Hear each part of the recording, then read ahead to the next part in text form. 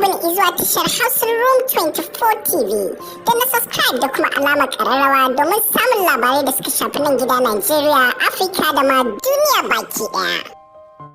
Matsalolin da ake fuskanta kan masu yin sha'anin samar da fasfo ko sabuntawa ta bayan fage tare da karɓar makudan kuɗaɗe daga hannun masu bukata musamman na gaggawa da ya sake kunno kai ne. Biyo bayan da ma'aikatar harkokin cikin gida ta yi kira ga hukumar EFCC da ta fara kamen waɗanda ke da hannu cikin al'amarin a cikin makon jiya la'akari da ƙorafe-ƙorafe da 'yan Najeriya ke yi a game da mawuyacin yanayin da suke shiga wajen neman sabo ko sabunta fasfo akan lokaci da suke bukata. Wannan al'amari na jinkiri da ake samu a sha'anin samar da fasfo a cewar hukumomin da abin ya shafa baya rasa nasaba da tasirin ɓullar annobar coronavirus a ƙarshen shekarar 2019 da ta tsayar da al'amuran yau da kullum a faɗin duniya cak inda aka sami karancin takardun buga fasfo. To sai dai wasu bayanai daga wasu da suke da masaniya kan harkar sun ce matsalar ta samo asali ne saboda matakin da gwamnatin shugaba Muhammadu Buhari ta ɗauka na dakatar da wata kwangila da aka bayar tun zamanin gwamnatin Obasanjo inda wani kamfanin ƙasar waje ke bugawa Najeriya takardar fasfo ɗin. Lamarin da ya kai ga samun sabani har kamfanin ya ce sai gwamnati ta bashi kuɗi hannu kafin ya buga mata takardun fasfo abin da ya sa kenan ake samun karancin takardun fasfo din.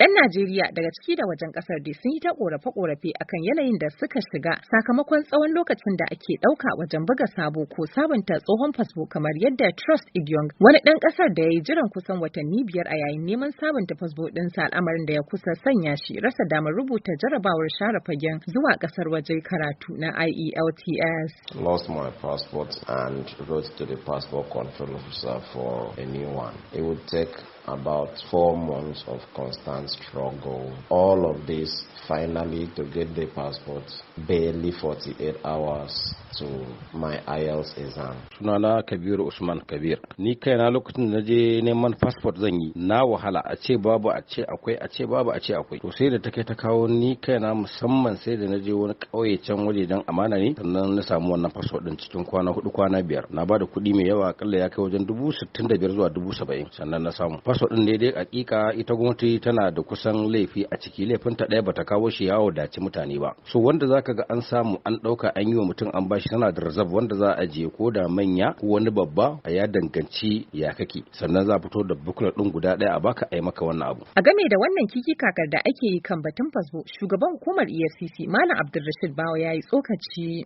To al'amarin gaskiya ne muna kai ta wannan gefe din amma babban matsala shine shi minista din da ministry nashi da su hukumar shiga da fice ya kamata su yi wa'insu gyara akan al'amuran da sha'ani da ya danganci wannan ishu na passport din. Na daya shine shugaban kasa ya ba da umarni na cewa wannan passport din a dinga buga shi a Najeriya. Wannan umarnin nan na shugaban kasa wannan ministry ba ta yi ba har yanzu. An je ministry ta je ta ba da wata kwangila akan wani mutum wanda ba asalin su ba ma dan Najeriya bane ya zo ya dinga kawo wa'annan abubuwa na passport din kuma shi ke rabar da shi. Domin a ce kwangilan ma ta shekara 1 ta shekara 2 a'a ita kwangila din wai ta dindindin ce sai ya ba da ko passport ko miliyan 100 ne ko nawa ne. To ai wannan shine babban matsala. Ya kamata a ce an yi gyara da wannan kwangila din da wannan ministry suka bayar. Na biyu ɗaya daga cikin matsalar da muke gani shine a yanzu nan da nake miki wannan magana idan kika je kika ce kina son passport za a ce ki zo bayan sati 7 sannan a zo a bashi passport. Ke ga wannan ai